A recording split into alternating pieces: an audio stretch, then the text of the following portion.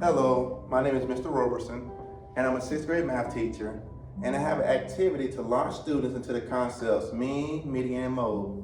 The title of this lesson is called, Well, If the Shoe Fits, Wear It. And it involves students coming to the screen and putting an X mark above their shoe size. So once each and every student came to the board and they recorded their shoe size, we went through the following 4 questions. Number 1, how many students reported their shoe size, and how did you figure out that number?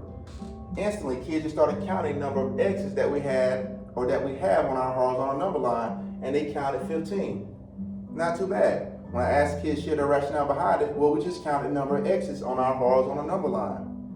Then we transitioned down to question number 2, which reads, what size appears to be the median or middle of the class shoe size data? And how did you decide which shoe size represents the median or the middle? And up until this point, kids were not exposed to median, so I just wanted to know what you think. Which one appears to be in the middle? One student reported 6 because that has the most. I said, all right. Another student said, well, how about 6.5? Because if you look, there are 7 shoe sizes behind it and 7 shoe sizes in front of it. I said, well, let's talk about both of those. That value that you see occurring the most, we really call that the mode.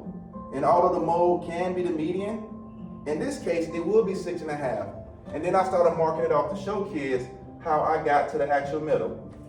Now I said, well, kid, it will be some times where you have 2 values in the middle. And when that happens, you need to take the mean of those 2 numbers.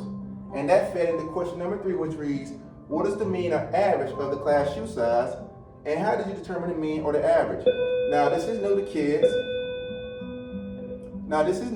So I just guided kids through it. I asked them, well, how many students wear size 4? 1. So you do 1 times 4. How many wear size 2? Pardon me, how many wear size 5.5? 2 students. So that's 2 times 5.5. And we did that for each and every shoe size that was on our horizontal number line. And then we got that sum of 110.5. And I asked kids, now does this make sense? Do you know anyone with this shoe size? Instantly, no. I said, of course, we need to do one more step.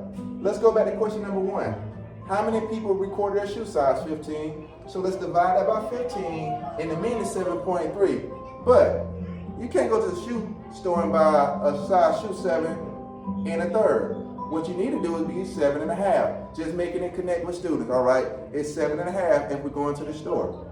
And then when we got to question number 4, based on the spread of the data, would a mean or median be a better measure of center? That's when we start talking about things. I say, kids, do you have any values here that's so far away from the rest of the data that it doesn't fit? Instantly. Yeah, that 13. This size 13 does not fit here. Exactly. We call that an outlier. And outliers can skew your data. So when you have an outlier, it's best to use the median. And then I had kids find the mean without the outlier included, and they compared the 2 means and seeing that an outlier can make the difference. And I also included some notes on the bottom about when it's best to use the mean and when it's best to use the median. And once again, this is a launch. We did dive deeper into this with a follow-up assignment. So I hope you all enjoyed the video. And once again, try to make real-life connections when you're introducing these concepts to students. I hope you have a great rest of your day.